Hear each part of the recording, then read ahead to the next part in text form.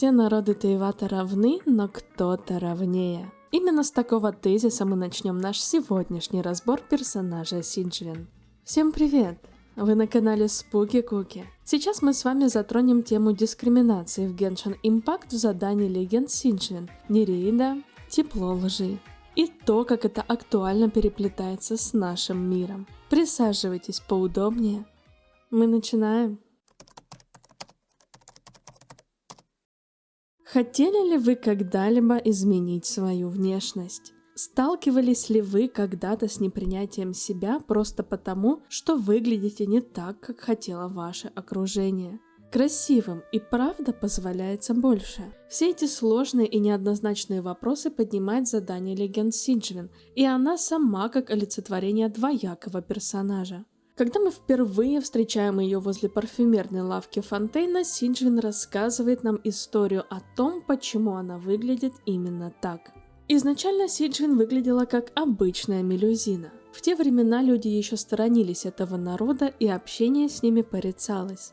В давние времена Фонтейна Синджвин начала увлекаться медициной и повстречала девочку, которую недолюбливали так же, как и ее за то, что она интересуется мелюзинами. Это положило начало их крепкой дружбы. Девочка поддерживала увлечение Синджвин в медицине, и они постоянно играли в доктора и пациента. Но впоследствии девочка заболевает по-настоящему, и только Синджвин пришла вовремя, чтобы оказать помощь. Но родители девочки захлопнули перед мелюзиной дверь.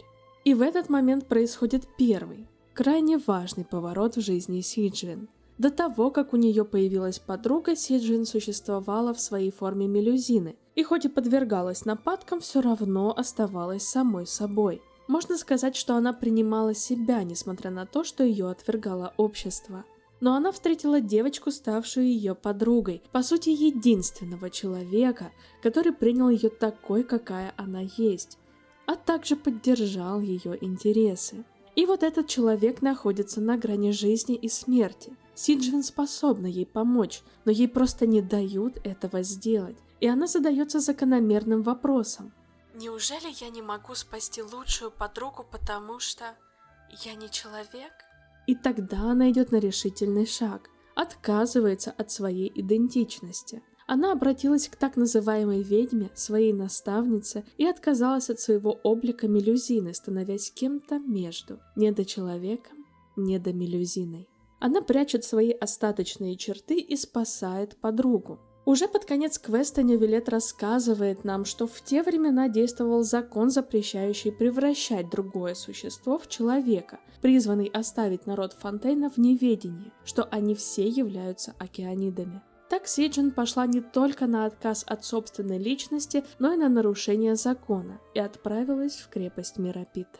Но что же эта история рассказывает нам о Синджвин? В первую очередь, это очень милосердный и человеколюбивый персонаж. После всей этой дискриминации и унижений Синджвин осталась работать старшей медсестрой в крепости, продолжая искренне лечить людей и помогать им. Она не вредит им из-под тишка и наоборот помогает по мере своих сил. Это определенный склад характера. Также в Синджвин нет озлобленности на этот мир. В задании Легенд Паймон говорит: «Не каждая мелюзина примет человеческий облик, чтобы спасти друга». На что Синджвин отвечает: «Лечить пациентов – задача врача, и для этого мы должны искать способы преодолеть любые трудности». Но я думаю, что принцип Синджвин заключается не только в долге врача, но еще и в том, что ради близких людей она готова рискнуть собой или отказаться от своего истинного облика. Но даже Паймон заметила, что на такое самопожертвование пойдет не каждая мелюзина. Как вы думаете, хотела ли подсознательно Синджвин стать человеком, избавиться от гонений, свободно заниматься медициной и потому приняла такое решение? Или же ее мотивы были кристально чисты? Пишите свое мнение в комментариях. Но давайте немного остановимся на законе Фонтейна.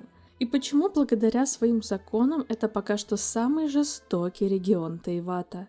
Как мы знаем, по сюжету в Фонтейне существовало много народов – мелюзины, океаниды и люди с других земель. Но закон, о котором говорит Невилет, запрещал трансформировать любых живых существ в людей. И получается, что другие виды в Фонтейне подвергались унижениям даже без возможности сменить свой облик. С одной стороны, это аллюзия на наш современный мир, в котором пластическая хирургия проживает свои золотые годы. И люди часто меняют себя до неузнаваемости или увлекаются настолько, что красота идет во вред организму. И многим слоям общества кажется, что стоит вводить контроль над пластической и инвазивной медициной. Но с другой стороны у нас Фонтейн, в котором запрещено на законодательном уровне менять свой облик. Другими словами, очеловечиваться, даже если ты ежедневно подвергаешься гонениям со стороны общества. И как мне кажется, это очень жестокий закон, даже при условии, что фонтейновцы могли натолкнуться на правду о своем происхождении, нарушая его. В итоге правда все равно всплыла наружу, но души существ, которые пострадали в те времена, навсегда останутся разбиты. А какие у вас мысли по этому поводу? На фоне истории Сиджвин разворачивается еще одна драма о том, что среди людей тоже существует дискриминация. Возле парфюмерной лавки Фонтейна красивый юноша рассказывает о чудесных средствах для кожи, которые способны значительно улучшить внешность. Эта реклама вызвала большой ажиотаж, но все восхищались не только средствами, но и самим юношей, который производил приятное впечатление на публику своим внешним видом. Звали юношу Рават, и представлял он средство роса бабочки, которое действует на любой тип кожи, а в особенности хорошо проявляется на народе Фонтейна. Сиджвин, опробовав средство, нашла способ его улучшить, и пока мы собираем ингредиенты, из крепости Меропит происходит побег. Несколько заключенных буквально меняют свои лица на тех, кто скоро должен выйти на свободу. Таким образом происходит путаница. Заключенных принимают за других людей, а преступники выходят из крепости прямо перед стражей. Параллельно с этим выясняется, что преступники украли технологию преображения Равата, и он сам пропал. Чтобы найти его, мы отправляемся к его матери, но она оказывается в очень тяжелом состоянии. Пройдя задание в подземелье, мы находим сбежавших преступников, которые использовали средства на основе абсинтиона и меняли свою внешность. И выясняется, что Равата никогда не существовало. Вернувшись к дому больной женщины, мы встречаем там Паттона, одного из сбежавших преступников, который расскажет нам свою историю. Изначально у Паттона был видимый изъян лица, из-за чего всю жизнь он чувствовал на себе враждебность этого мира. Его отвергали женщины, презирали на работе, а мать была больна, и денег на ее лечение не хватало. С ним соглашались работать только преступники, которые впоследствии его подставили. И он решается использовать зелье на базе абсинтиона, чтобы изменить свою внешность. Так Паттон стал Раватом, юношей с прекрасной внешностью, и в тот момент он осознал, насколько красота важна в этом мире. Никто больше не относился к нему с подозрением, он стал популярнее у женщин, и самый главный вывод, который он сделал: пока ты обладаешь миловидной внешностью, никто не будет подозревать тебя в преступлении, если ты не попадешься. Таким образом, он покрывал свою преступную деятельность под видом Равата, а всю вырученную прибыль тратил на лечение матери. Но впоследствии она перестала узнавать в его лице своего сына. В квесте Сиджвин особое внимание отдается символу тепла рук. Благодаря теплу рук подруга узнает Сиджвин, когда она приняла образ человека, а мать Паттона не узнает его, потому что тепло его рук навсегда изменилось. Я думаю, это не что иное, как метафора к тому, кем мы являемся на самом деле. Как бы мы ни менялись внешне, то, кем мы являемся на самом деле, наш характер, мечты и воспоминания навсегда остаются с нами. Но мораль этой истории заключается в том, что порой, изменяя себя до неузнаваемости, можно перейти ту невидимую черту и потерять себя как Паттон, который изначально был просто неуверенным в себе человеком, но, обретая желанную внешность, открывал в себе спящие ненависть и презрение к людям. По сути, квест Сиджвин таким образом показывает нам, что отношение общества к нам зачастую является зеркальным. Паттон в глубине души ненавидел этот мир, и эту ненависть он получал в ответ. Мелюзины опасались людей, и люди взаимно не доверяли им. Но порой общество бывает несправедливо и оценивает будь то мелюзин, либо людей только по их внешнему виду. Как и в нашем мире, если ты не влезаешь в размер одежды, навязанной стандартами, то ты некрасив. Если у тебя не тот цвет кожи или разрез глаз, тебе могут платить меньше.